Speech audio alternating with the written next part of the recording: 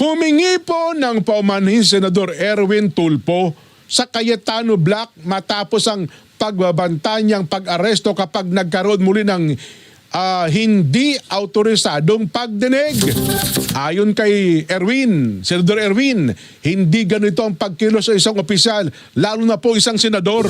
Yun, tama sir, kayo po'y tinatawag na honorable. Di ba? Honorable, your honor. Sabi ko nga sir, tayo magkakapatid tayo sa profession, pero dapat level up na kayo. Alisin nyo na sa isip ninyo na dati kayong broadcaster, na dati kayo, kayo po ay isa ng senador. Yan. Ang broadcaster po, ang media, fourth state. Fourth state. Kayo po, ano kayo eh? Pangalawa kayo eh, Senado. Senado, tama ba? Oo. Mas mataas kayo ng bahagya. Tama ba? Senado.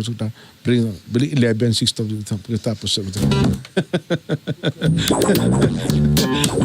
hindi, gusto ko lang sabihin kasi ang media, sabi katumbas kayo mga congressman, fourth estate, pero sir, senador na po kayo, wag na ho, lalo kapag kagalit kayo, lalo yung dapat kayo sir, kapag kagalit kayo, minsan lumalabas po sa bibig nyo, baka hindi nyo na naiisip ha.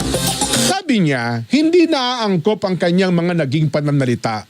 Dala lamang ng kanyang paghahangad na maipagpatuloy ang trabaho ng walang pagkaantala. Humingi rin po ng paumanhin si Tulfo sa sambayan ng Pilipino para sa naging mga kaganapan sa Senado na nagdudulot ng pagbaliwala sa mga panukalang naisabatas na. Kasabay nito inanawagan po si Tulfo sa kanyang mga kasama sa Senado. Wakasan na po ang pagkakawatak-watak. Yon, dapat rin pong bumalik sa paglikha ng batas at pag-iimbestiga sa mga irregularidad na nagbibigay prioridad sa kapakanan ng bawat Pilipino. Tandaan nyo sir, ako naniniwala, alam nyo rin yun kapag ka ang tao galit at nagsalita, kung ano-ano talaga nasasabi niya. Minsan nabibigla siya, nabibigla siya. At pagkatapos na-realize na, mukhang mali yun Ang problema, nasabi nyo na po Diba? Nasabi nyo na po.